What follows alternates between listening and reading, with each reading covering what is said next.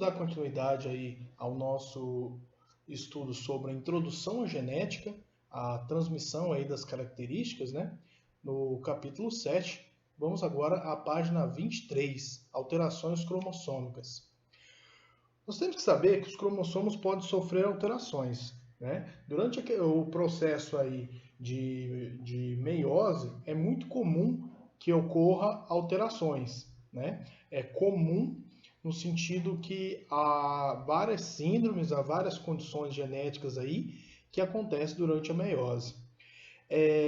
Essas alterações ela pode ser tanto em número quanto em estrutura. As mudanças morfológicas na formação dos cromossomos ali são as alterações na estrutura do cromossomo. Seria ser mudado o formato, a ordem como esse cromossomo ali está organizado. E em número você teria mais ou menos cromossomos. As alterações estruturais elas podem ser prejudiciais e levam a alterações fenópticas. Como assim? Você tem uma alteração no cromossomo em si e ela gera uma alteração no fenótipo, ou seja, na aparência, na condição do indivíduo, a forma como as informações que estão nesse cromossomo são alteradas e o indivíduo que possui esse cromossomo possui diferenças, tá? Imagine sempre o cromossomo como se fosse um livro, onde você tem ali informações gravadas nele.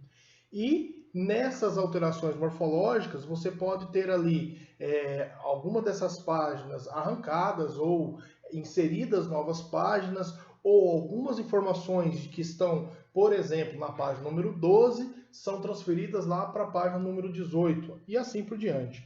Então, isso gera uma mudança lá no final, lá na forma como o indivíduo se apresenta.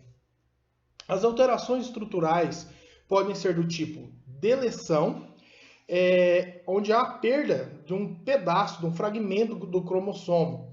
E junto com esse fragmento aí fica uma ausência de alguns genes. Seria como, imaginando aí o cromossomo como um arquivo, né, um lugar onde tem informações, igual a um livro, seria como se você arrancasse trechos do texto desse livro, ou arrancasse um pedaço de folhas desse livro. As alterações estruturais também podem ser inversão, onde há o mesmo número de genes nesse cromossomo. Lembra lá que genes são as informações úteis que tem no cromossomo, né? Os cromossomos são como se fossem livros e os genes são como se fossem textos dentro desse livro. Então você tem ali as informações úteis, os genes que dizem o que vai ser feito. O cromossomo tem pedaços ali de DNA que não é lido, né? E esse DNA ali que não é lido, os introns e os exons, né, que não são lidos, eles não fazem muita diferença, né? Ainda há muitos estudos de para que tem esses grandes trechos de DNA que não leem, não codificam uma informação, não produzem proteínas, né? E os genes, sim. Então, com a inversão, conserva-se o número de genes, mas os lugares, os locos gênicos, aonde estava essa informação, são mudados, são alterados. Então, dependendo da forma que isso acontece, também gera alterações fenótipas e genótipicas. Lembre o seguinte, genótipas é quando você fala, ou genotípicas, é quando você fala em alterações no gene, do DNA. E fenótipicas é quando, após alterações nos genes, no DNA, você tem um fenômeno, você tem um acontecimento visível no indivíduo. Então, inversão, você muda os lugares desses genes. E, dependendo da forma como esses genes foram mudados de lugar, ou parte deles mudar de lugar, você tem aí alterações no indivíduo. Também, como alteração estrutural, tem a duplicação, aonde você tem ali um segmento, um gene repetido, né? Isso aí geralmente acontece na hora ali da divisão, onde um pedaço de um cromossomo é duplicado, ele é cortado ali, e duplicado além do que deveria. Fica ali uma vez ou várias vezes a mais do que deveria, e isso também pode gerar algum problema. Tem a translocação, onde um pedaço de um cromossomo é copiado, é cortado, ele se perde e é alocado em outro cromossomo. Então ele foi translocado, foi mudado de lugar. Ele na hora da duplicação, ele é deletado desse cromossomo original, né, cortado e é assimilado em outro cromossomo. Então seria como se você, na deleção, você cortasse um pedaço de informação. Na inversão, você não corta nenhum pedaço, mas você muda a ordem desse texto. Então, deleção, você arranca uma página do livro, né, arranca um pedaço aí do cromossomo. Inversão, você muda a ordem dessas páginas. Duplicação, você tem várias vezes, ou pelo menos uma vez a mais, a página daquele livro. E translocação seria como se você arrancasse a página de um livro, de um cromossomo, e colocasse em outro. Né? É lógico, isso aí é só uma análise aí para a gente tentar entender melhor. O cromossomo os cromossomos não são livros, mas o DNA que os formam possui informações, assim como os livros também possuem. Ainda há alterações numéricas. Essas alterações numéricas você pode ter mais ou menos cromossomos do que é o normal naquela espécie, tá? Quando eu falo em normal, é de seguir a norma, do que é a norma naquela espécie, né? Por exemplo, você na espécie humana, que a norma é 46 cromossomos, são 23 pares, né? Esses 46, quando você fala em alteração numérica, ou são 47, 48, ou menos do que 46. Então, é essa daí que é alteração numérica e é chamada de euploidia, tá? A neuploidia. E você tem aí as mais comuns, que são a trissomia, onde o cromossomo a mais junto ao par. Então aqui, ó, nesse desenho aqui, imagine que cada um dessas perninhas aqui, né, são os pares aí de cromossomos. E ao invés de você ter 2, você teria 3. Por isso é chamado de trissomia, tá? Você tem a monossomia, onde ao invés de você ter um par, você tem apenas uma cópia desse cromossomo. E euploidia, que é quando há todo um conjunto de cromossomos duplicado.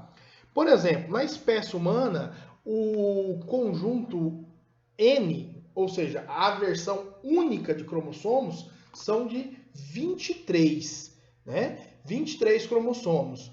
Um indivíduo normal, que segue a norma aí da quantidade de cromossomos, ele possui 2N. Ele tem aí, geralmente, você tem ali uma versão dos 23 cromossomos herdados do pai e a outra versão herdada da mãe.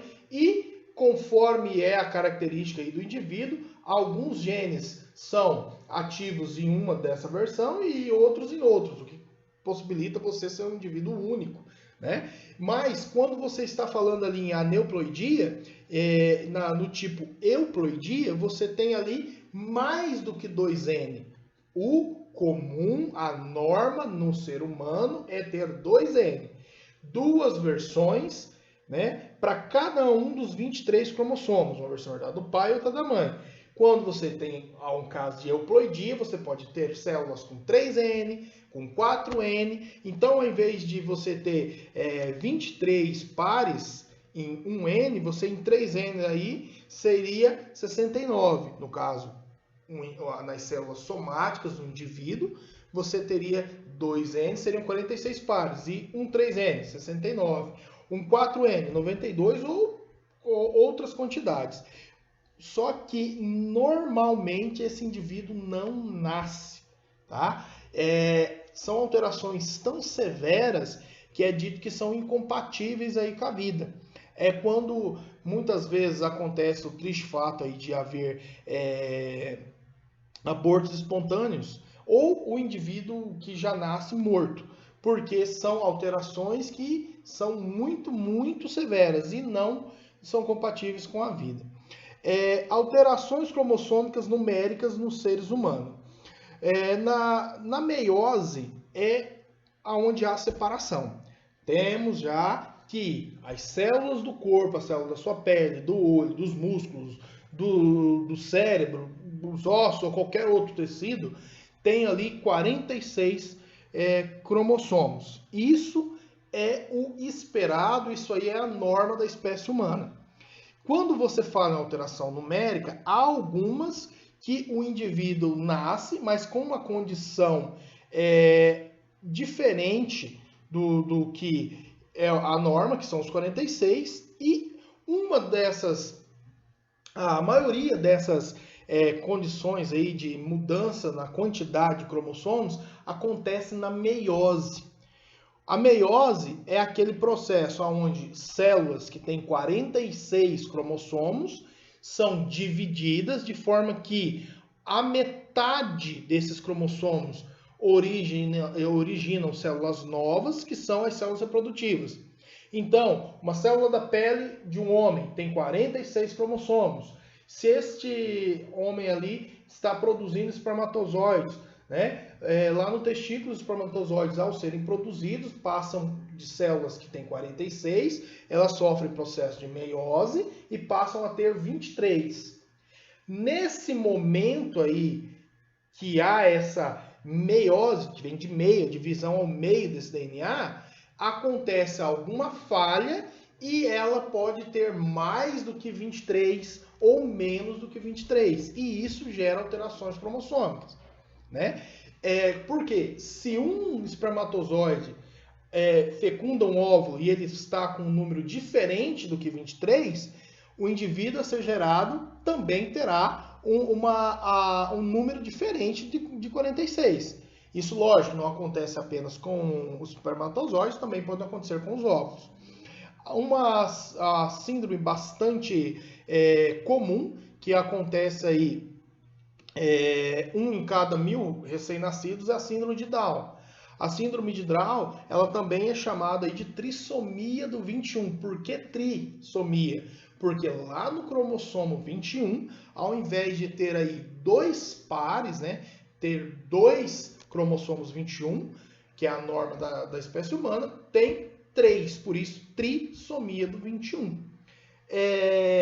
A alteração desse cromossomo 21 gera algumas características. As pessoas com essas síndromes, ela tem problemas cardíacos, tem propensão a ter infecções respiratórias, infecções de outras áreas do corpo. Ela tem aí uma deficiência intelectual em maior ou menor grau. Os indivíduos masculinos, a maioria geralmente são inférteis. Você tem ali uma característica, uma aparência, né, bastante característica. Tem olhos amendoados, o indivíduo é um pouquinho mais baixo, tem facilidade em ganhar peso, tem as orelhas um pouquinho posicionadas mais baixo na cabeça, e há aí diferentes características que existem da síndrome de Down. Existem outras síndromes. Você tem aqui a síndrome de Klinefelter. Perceba, como que eu vou entender essa leitura aqui? 47XXY.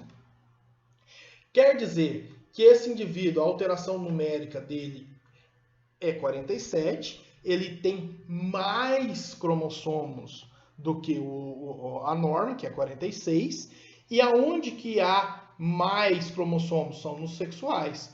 Os cromossomos sexuais têm que ser um par, XX no caso da mulher ou XY no caso do homem, e você tem nessa síndrome um trio, né? Que ao invés de ter XX mulher ou XX para homem, você tem aí XXY. E aqui eu já consigo entender. É bom vocês entenderem o que isso significa, porque é muito comum, né, em perguntinhas aí de provas, de avaliações, etc. Então nós já entendemos aqui, ó, o indivíduo Klinefelter, ele tem quantos cromossomos? 47. Qual que é a norma humana? 46. E qual que é a variação? É lá nos cromossomos sexuais, não são lá nos outros, né, os chamados autossomos.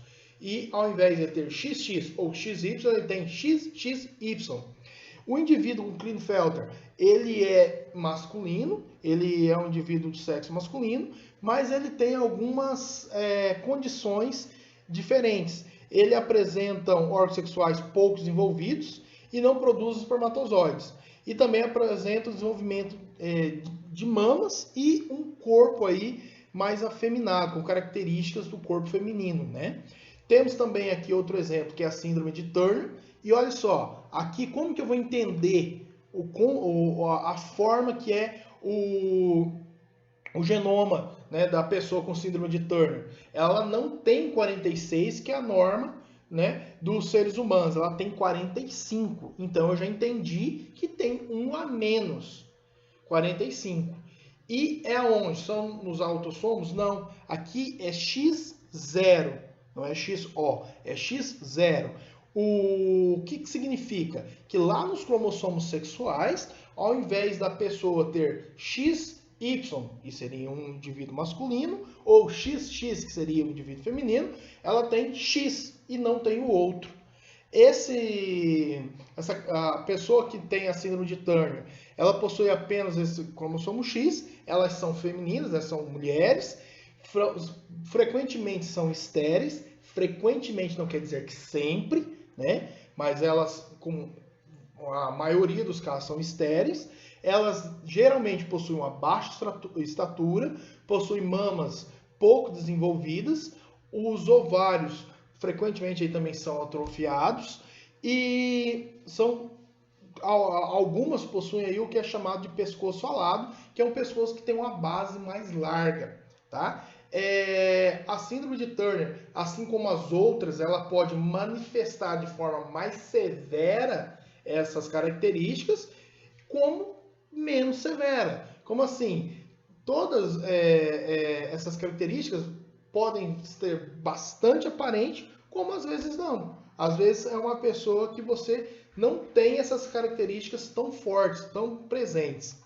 A síndrome de Edwards, que vamos entender, 47. Então eu sei que tem um a mais. Ou 47XX ou 47XY. Então eu sei que pode ser tanto feminina quanto masculino. Pode ser tanto uma mulher quanto um homem, né? No caso, e mais o 18. Então, uma síndrome de Edwards. Aqui, nesta informação, eu consigo entender que é um indivíduo que tem um cromossomo a mais, pode ser tanto um menino quanto uma menina, e não é nos cromossomos sexuais, é lá no cromossomo 18. O cromossomo 18, ao invés de ter um par, há 3, a trissomia do 18. Os indivíduos que nascem com a trissomia do 18, a síndrome de Edwards, falecem em poucos meses, em função de problemas cardíacos e renais. Também aí tem como característica uma má formação ocular e problemas na flexão, em dobrar aí os dedos. Então, há outras síndromes, algumas bastante severas, que os indivíduos são incompatíveis com a vida, e outras que possibilitam aí uma vida bastante longa, ou alguns que tenham uma vida aí curta, tá? Existem vários tipos de alterações numéricas. A nosso material aqui trazem apenas algumas. Isso resolvido, né? O número 11, e que fala sobre a síndrome de Down, o seu índice de incidência aí, que é 1000, afeta um em cada 1000, fala sua condição genética, que não é uma doença, mas que gera aí algumas características, e termina perguntando o seguinte, né, pedindo para que se assinale a alternativa que representa corretamente um cariótipo do portador de síndrome de Down. E aqui nós temos vários exemplos. Temos aqui o A, que é uma pessoa com 45, onde você tem apenas um X. uma pessoa que está na norma de um ser humano, que é 46 e dentro desses 46 é XX, então é uma mulher. Temos aqui um 47 XXY, vamos dar uma volta rapidinho aqui, ó, 47 XXY, síndrome de Klinefelter. Temos aqui o 47XY mais um 21. Então quer dizer que é um homem com 47 cromossomos, onde há uma trissomia do 21, que é a característica de quem tem síndrome de Down. E temos o 47XY mais o 18, que é a característica de quem tem síndrome de Edwards. No caso aqui, é um homem também. Aí aqui a resolução, a síndrome de Down é caracterizada pela trissomia, isto é, a presença de 3 cópias do cromossomo 21. O cariótipo dos indivíduos portadores de síndrome é 47XY mais 21 para o homem e 47XX mais 21 para mulheres. Então, é a alternativa D. Foi assim que se chegou a essa resposta. Aqui há alguns exercícios, o 12 e o 13, que eu preciso que vocês estejam fazendo. E até a semana que vem. Tchau, galerinha. Fiquem com Deus.